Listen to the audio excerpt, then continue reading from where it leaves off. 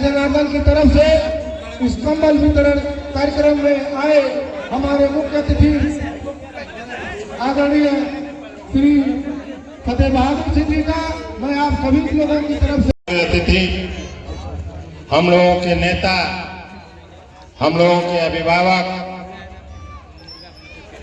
परम आदरणीय माननीय मंत्री जी का मैं अपने ग्राम सभा सरारी, न्याय पंचायत सरारी की समस्त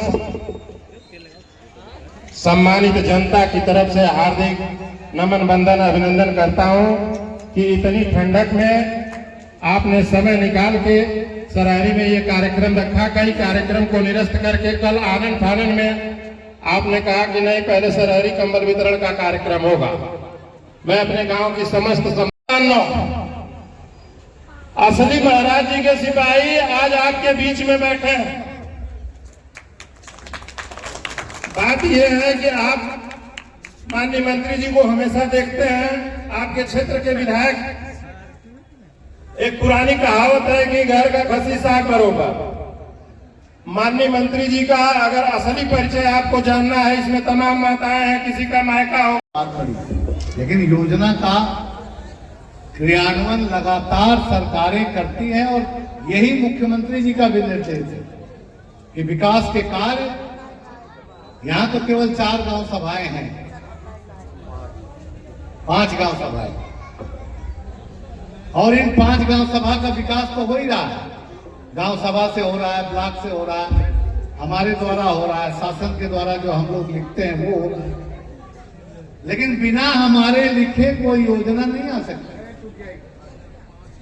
स्थानीय सांसद, स्थानीय विधायक, स्थानीय प्रतिनिधियों के माध्यम से ही आ सकता है। मैं इसलिए आपसे ये बात कह रहा हूं, कुछ हमारे साथी हैं कभी कभी संशय में पड़ जाते हैं और वो संशय उचित नहीं।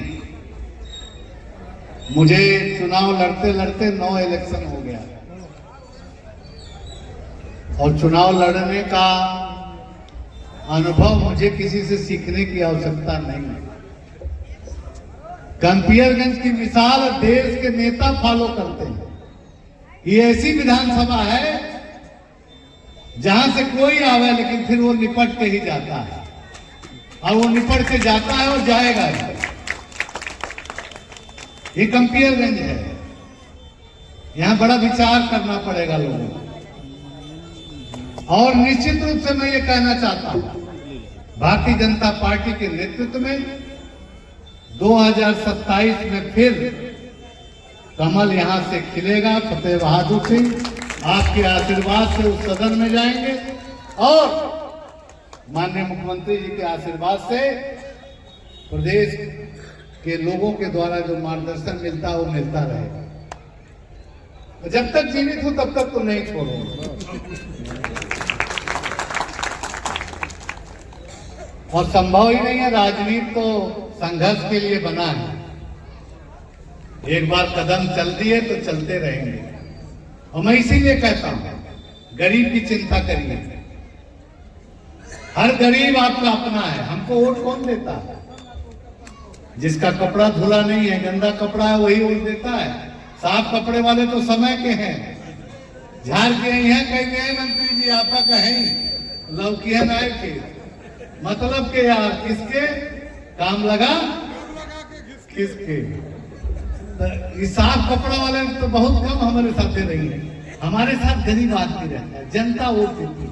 1.5 लाख 50,000 1 लाख वोट से चुनाव जीत करके मैं आता हूं, ऐसे नहीं आता हूं। ये कोई खिलवाड़ नहीं है चुनाव। ये प्रधानी और ब्लॉक नहीं है, ये जो है बीडीसी का चुनाव नहीं है, विधानसभा का चुनाव है। 4 लाख वोट है। ये गिना हुआ वोट नहीं है कि 20 आदमी में तय हो जाए। ये वोट गरीब देता है, तब फतेह बहादुर सिंह सदन में जाते हैं। कपड़ा झाड़ के अरे बड़ा भारी हो गए, कपड़ा दे झगड़े के नेता हो जाए। पहले देही में माटी लगे चाहिए, शरीर जो है टाइट से दौड़े फिरे चाहिए। ऐसे थोड़ी कोई नेता हो। और गरीब की जो चिंता करेगा वही नेता बन पाएगा।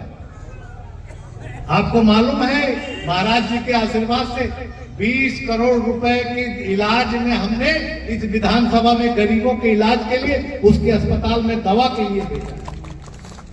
कितने लोगों का खेत बिक जाता था, रेहन रख जाता था, गरीब आदमी दवाई नहीं करा पाता था। आज परम पूज्य योगी आदित्यनाथ जी का आशीर्वाद है कि आज गरीब के यहाँ भी इलाज की व्यवस्था कैंपियर में सुनिश्चित हो गई है। बहुत जल्द हम वो सूची भी जारी करेंगे। कितने लोगों को अस्पताल के माध्यम से महाराज जी के आशीर्वाद से दवा का काम महाराज जी परम पूज्य योगी आदित्यनाथ जी ने भेजा और इलाज हो रहा है गरीबों का। ये मोदी जी और योगी जी की देन है। और इसीलिए मैं कहता हूं कि उत्तर प्रदेश में आज परम पूज्य योगी आदित्यनाथ जी के निर्देशों पर सरकार का कार्य चल रहा है और आगे भी चलेगा। इस नेतृत्व को कोई चैलेंज नहीं कर सकता। ये नेतृत्व परमानेंट है। और इसलिए मैं कहना चाहता हूं कि आप सब काफी समय से यहां बैठे हैं और बैठे तब हैं, आपको याद होगा जब मैं यहां से चुनाव नहीं लड़ा था, यहां के नेता आए, कहना है तो बिजली घर बनवा